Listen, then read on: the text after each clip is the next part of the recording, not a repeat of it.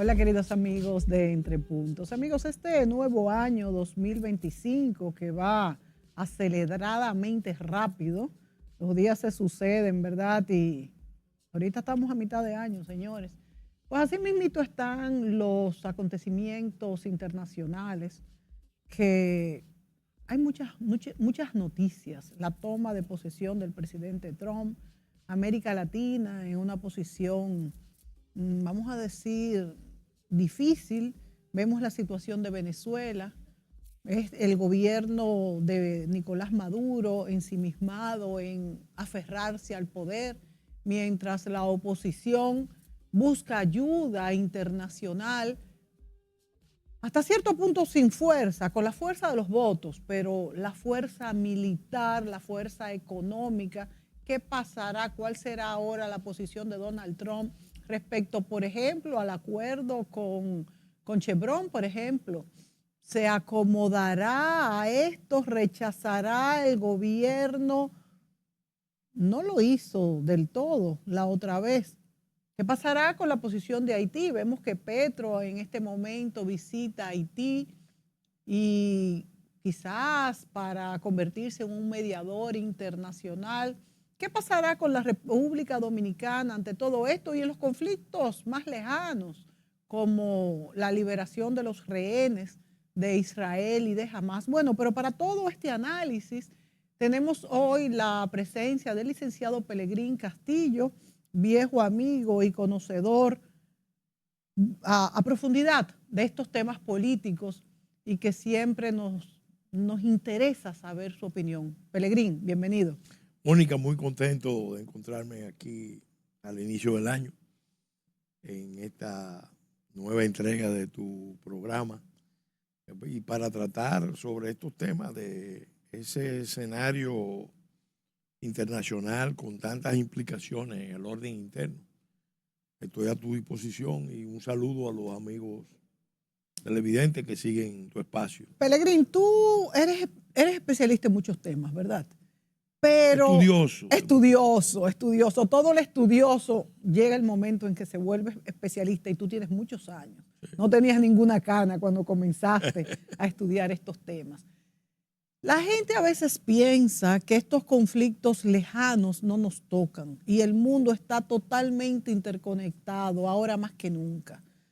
¿Cómo nos afecta este nuevo gobierno de Trump y cuál será el plan que trae? Aunque Trump tiene una personalidad impredecible y esa es una de sus características, su histrionismo y su fuerza. Por ejemplo, esto que ha dicho de que quiere que Canadá sea una provincia de Estados Unidos, un estado más, perdón. Quizás es una forma de hablar, porque no creo que ni siquiera lo piense, pero sí está claro que él quiere tener una preponderancia en la región y, por ejemplo, con Canadá está muy cerca también del Ártico, Groenlandia, y con el deshielo, que es y los mares, que es un tema que has estudiando Sí. tú muy a fondo, también el poder que le da en cuanto a las rutas comerciales, incluso el poderío militar es preponderante. Groenlandia pertenece a Dinamarca, pero al mismo tiempo es una comunidad autónoma, ¿verdad? Sí. ¿Qué crees cómo se comportará Donald Trump en este periodo y hasta qué punto nos conviene, teniendo nosotros temas álgidos que tienen que ver, como por ejemplo el de la migración y que se conecta con la migración haitiana, que nosotros hemos sido muy bombardeados desde Estados Unidos por la deportación de los haitianos y aunque, bueno, el secretario de Estado Rubio nos felicitó como nación y Donald Trump también lo ha hecho, pero realmente esto no es una posición estatal, es una posición ¿de qué tipo?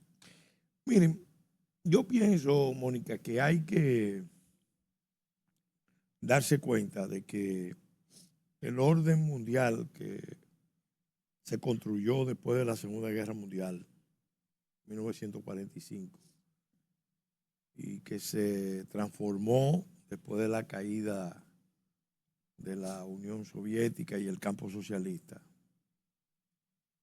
que estaba pensado, proyectado hacia un orden integrado por los mercados,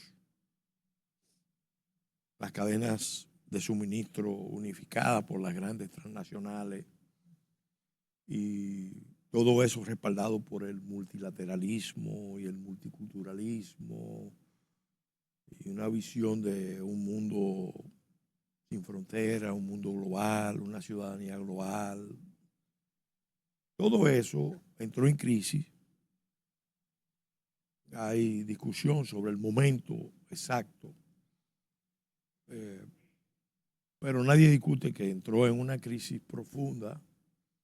Algunos hablan de la recesión del 2008 en Estados Unidos, otros sitúan el inicio de esa crisis en los choques geopolíticos que se produjeron en el mar meridional de China, el mar oriental de China y sobre todo en la península de Crimea, cuando Putin sorprende con una operación muy fina, anexando Crimea y apoyando ya el proceso de incorporación de Donetsk y Lugansk a la Novorrusia, a la última versión del Imperio Ruso. Son dos potencias milenarias, más China que Rusia, pero milenarias, que empezaron a revisar el orden mundial a partir de premisas distintas a las que se habían pensado en 1945 cuando se vota la Carta de las Naciones Unidas. Y después cuando Estados Unidos empieza a propagar por todo el mundo el nuevo orden mundial basado en reglas.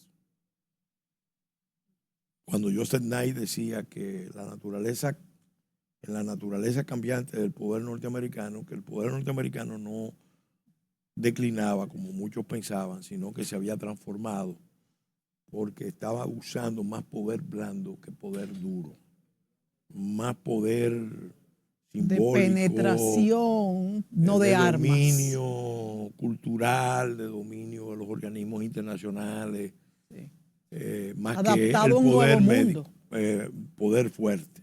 Pero lo combinaban las dos cosas. Sí, lo combinaban. Porque se vio en la Primera Guerra del Golfo, se vio en la Segunda Guerra del Golfo. Ahí apareció Estados Unidos como el único poder que estaba en condiciones de garantizar ese orden global que supuestamente iba a beneficiar a todo el mundo. Porque con las cadenas de suministro integradas, realmente teniendo por base a una economía como la China, produciendo como la gran fábrica del mundo, todos los consumidores del mundo se iban a beneficiar de los precios chinos. ¿Cuáles fueron entonces los puntos de fracturas de ese globalismo? Entonces empezó propiamente a producirse una reacción frente a ese orden. Ya había una manifestación primera, que lo explica muy bien Octavio Paz en Tiempos Nublados, que fue la gran revuelta de una corriente religiosa del siglo VII, que era marginal dentro del Islam, enfrentando a un régimen como el del Shah de Irán, que con la Revolución Blanca quería llevar rápidamente a Persia a la modernidad. Y Octavio Paz explica muy bien cómo ese intento de imponer a Irán una sociedad milenaria, a Persia una sociedad milenaria, el modelo occidental termina provocando esa revolución, sobre todo porque el presidente Carter, que recién acaba de fallecer, fue un presidente del periodo o guerra de Vietnam que llevó a Estados Unidos a hacer una especie de mea culpa, de mea culpa terrible, que en América Latina resultó muy creíble, porque ayudó a que se pusieran término a las dictaduras, pero que en otras partes del mundo, como en Irán, ayudó a que se produjeran fenómenos tan sorprendentes, lo que llama Octavio Paz la revuelta a la resistencia de los particularismos. Fíjate que a partir de ahí el poder norteamericano fue desafiado con un acto simbólico muy importante, la ocupación de la embajada norteamericana. Sí. Y ahí se da nacimiento a una corriente poderosísima que se ha expresado a lo largo de los años y que ahora empieza a desvertebrarse, que es lo que se conoce como el eje de la resistencia. Se fue expandiendo desde Irán hasta el Líbano. Ahí surge Hezbollah. Sí. Cuando se producen los primeros ataques terroristas a tropas norteamericanas en el Líbano, retiran esas tropas. Y eso le manda una señal al mundo de que el poder norteamericano, que es enorme, es un poder impotente.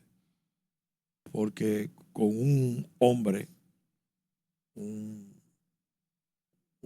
mártir que se inmola en un vehículo cargado de explosivos, se pone en fuga el poder norteamericano. En esa época, ese Nasrallah, que fue eliminado ahora recientemente, emitió una fatwa autorizando la inmolación, el suicidio, en un contexto de guerra.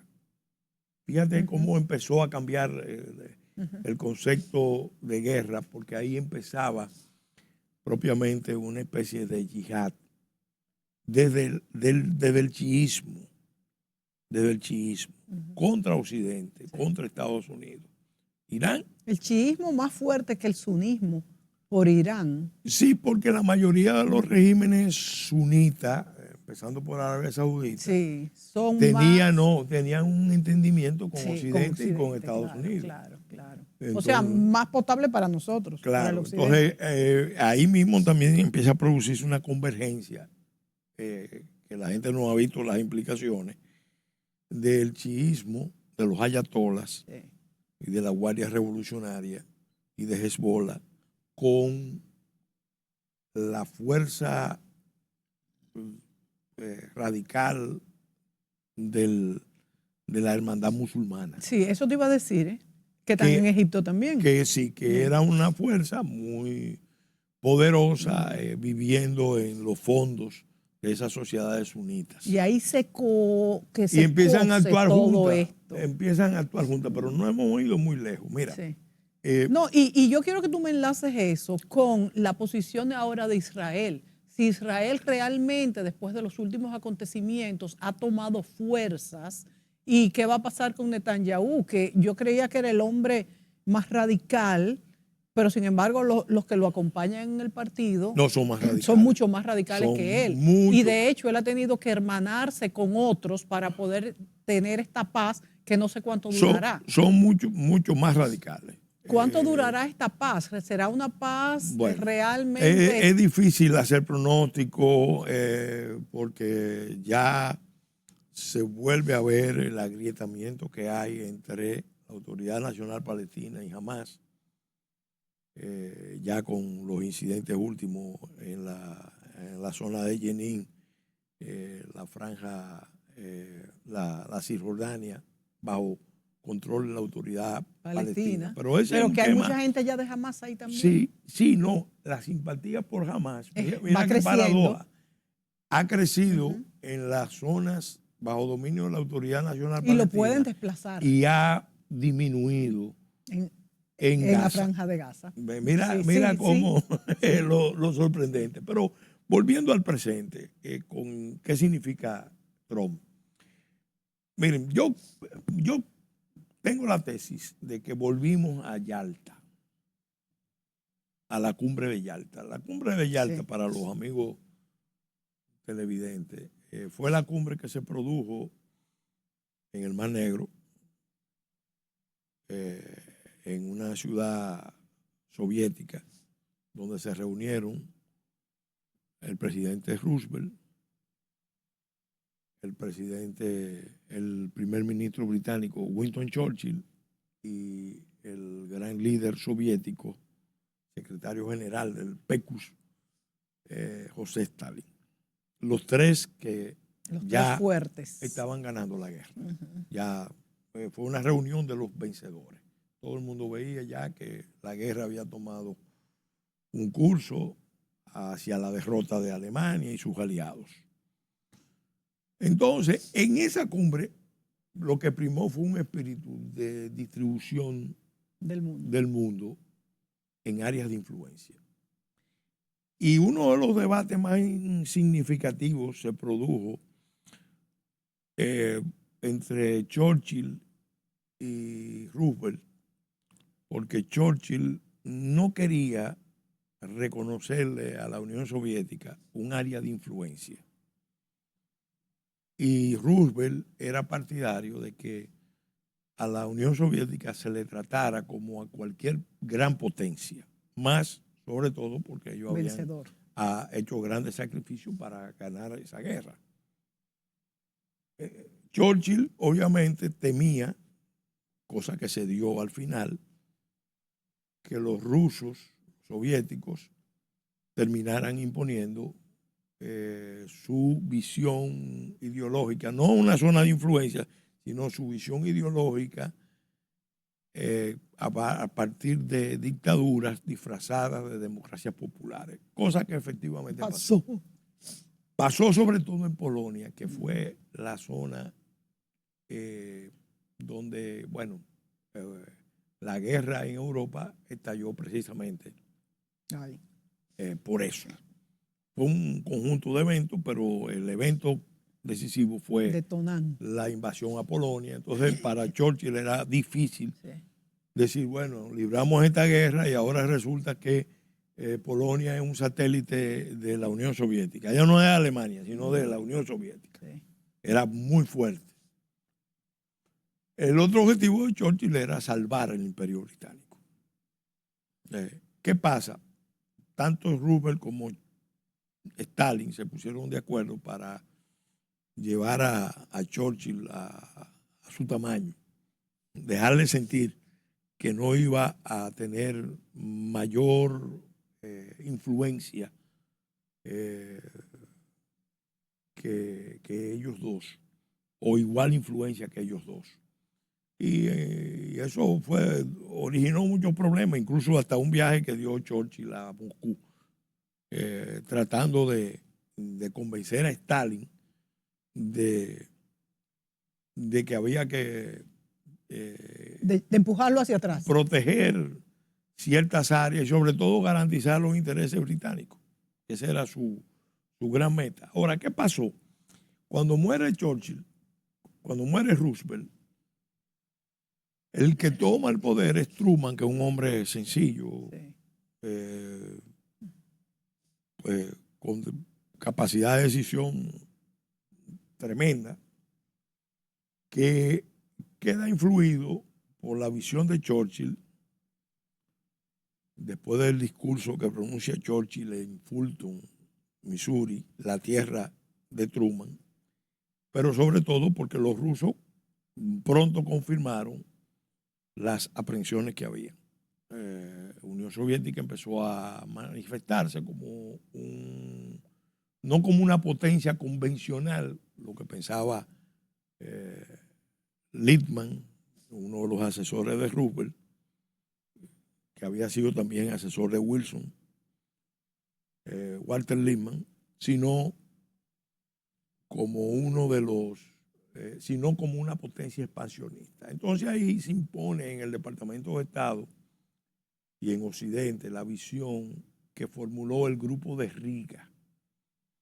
Entonces se va del espíritu de Yalta al espíritu de Riga. El Grupo de Riga es el grupo de diplomáticos norteamericanos que estaban destacados en Riga, en los países bálticos, durante la etapa revolucionaria hasta el inicio de la guerra. Entonces, ellos que vieron el movimiento desarrollarse en la Unión Soviética y en otras partes del mundo, llegaron a la conclusión de que a la Unión Soviética no se le podía conceder una zona de una influencia, zona como de ellos influencia querían. como si fuera una potencia convencional, sino que había que tratarlo como un peligro, una potencia expansionista, ideológica, que iba a provocar conflictos en todo el mundo porque su objetivo era el dominio mundial. Los soviéticos, a su vez, entendían que el capitalismo necesariamente iba a conducir a guerras imperialistas y que ellos iban a ser blancos de ataques nucleares, porque estaba el temor de Rusia de ser atacado cuando todavía ellos no tenían armas nucleares. Entonces se impone el espíritu de Riga sobre el espíritu de Yalta. Y ahí empieza la política de contención formulada originalmente por la doctrina Truman.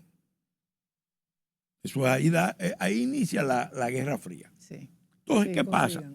¿Qué pasa? Ahora, cuando Trump retorna al poder, Trump ya desde el primer momento venía señalando que el objetivo de Estados Unidos era replegarse del mundo. Que Estados Unidos no podía seguir echándose el mundo encima.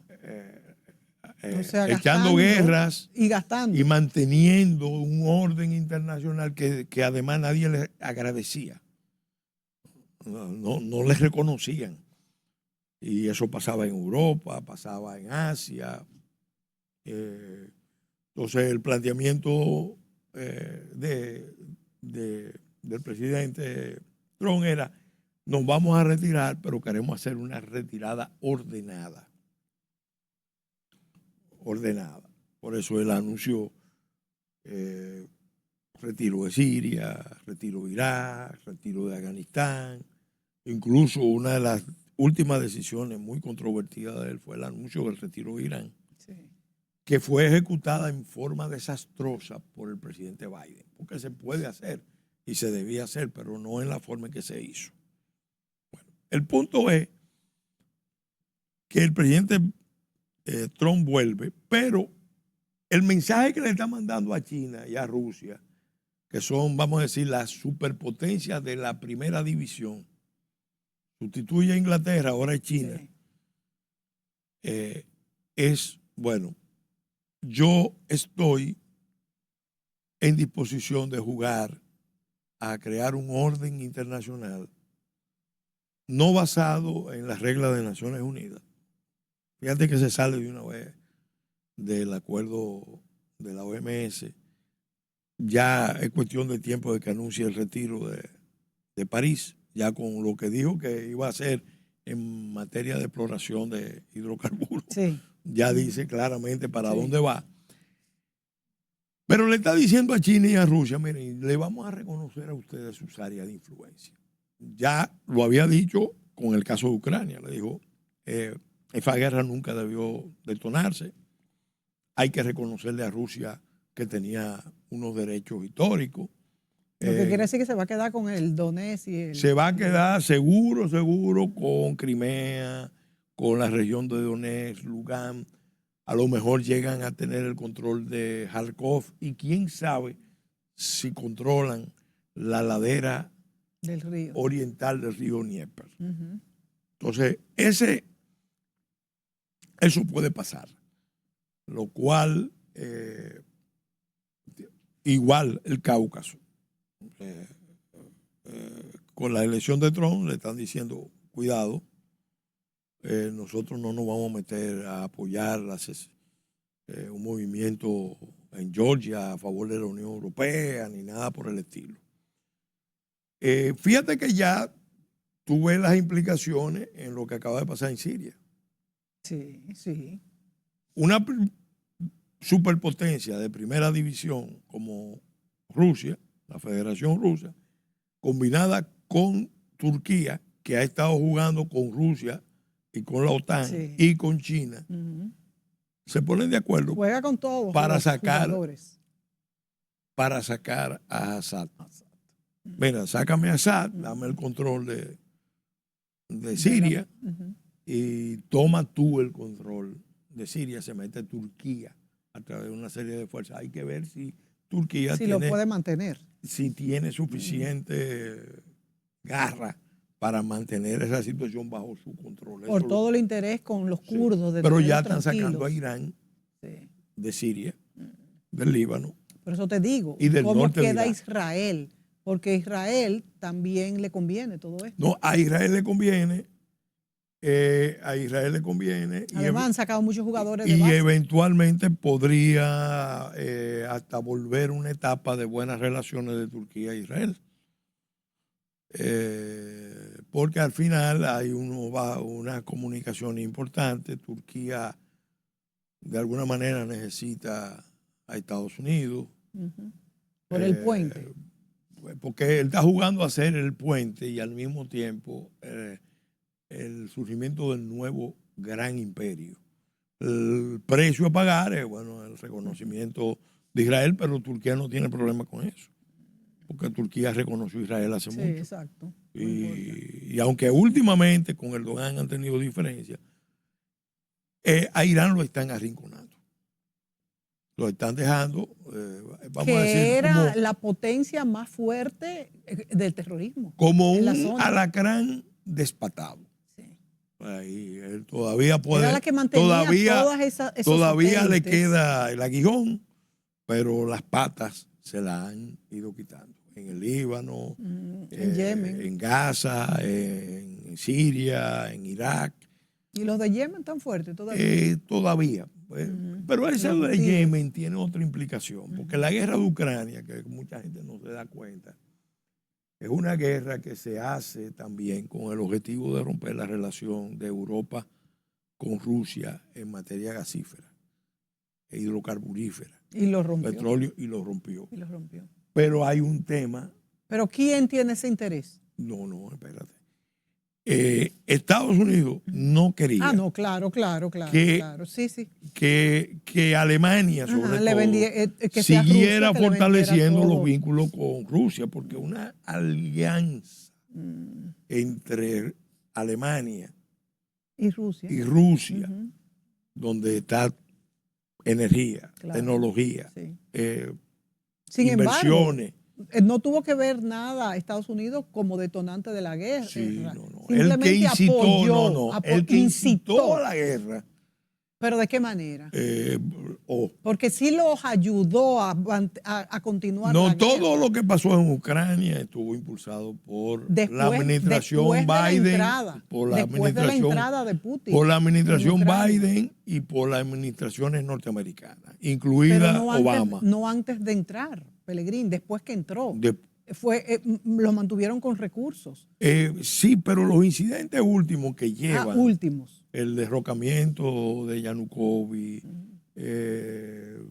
toda esa jugada última, las últimas, la rebelión del Maidán, todo eso, en realidad fue una jugada de Occidente, porque en Occidente, en Estados Unidos, privilegiaron la alianza con China, que fue el gran error estratégico, creyendo que los chinos iban a permanecer por muchos años como una potencia subordinada no expansionista. No se imaginaron que iba a aparecer un Xi Jinping con una línea revisionista que iba a sustituir la línea de Deng Xiaoping. Sí. Entonces, ellos estaban muy enfocados en qué, en cómo desvertebrar al renacimiento de la nueva Rusia. No le gustó que Putin, que es el Estado profundo. Putin es expresión del Estado profundo. Así como hay un Estado profundo en Estados Unidos, en Rusia hay un Estado profundo. Y Putin en realidad cortó la tendencia que tenían los oligarcas rusos, no regulados por un gobierno fuerte, a aliarse con los intereses occidentales. Entonces el sueño era, vamos a manejarnos con estos oligarcas y vamos a manejar la riqueza de Rusia pero una Rusia disminuida, no una Rusia en la primera división. Porque ellos decían, yo tengo un amigo, primo, pariente, Leo Pérez Minaya, que quedamos reunirlos ustedes que cada aquí en vez este que programa. hablábamos de Rusia, él decía, pero es que California tiene una economía me lo ha dicho. más fuerte que Rusia. Más fuerte que Rusia, que Italia tiene una economía más fuerte que Rusia. Entonces, ¿qué potencia es esa? Ese cálculo era un cálculo errado.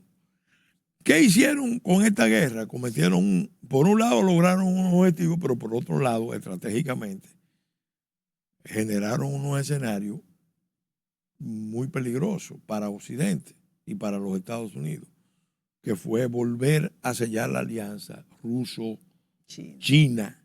Entonces, no tenemos que ir a la pausa. Entonces, tú habías mencionado el tema, lo podemos tratar en el próximo espacio, el tema de las rutas marítimas. Entonces, yo te voy a explicar la implicación que tenía esa guerra de Ucrania con las rutas marítimas. Con las rutas marítimas, la franja y la ruta de la seda y todo este tema de Groenlandia y de Panamá. Antes de irnos a la pausa, del 1 al 10, ¿qué tan bueno es Putin para Rusia? Yo te diría que Putin expresa muy claro el sentimiento de la nación rusa, de la potencia rusa, del imperio, la quinta versión del imperio ruso. Lo está expresando Putin con una visión muy centrada en Euroasia y luchando por lograr cosas tan importantes como la apertura de la ruta ártica. De eso vamos a hablar. Nos vamos a la pausa, volvemos enseguida.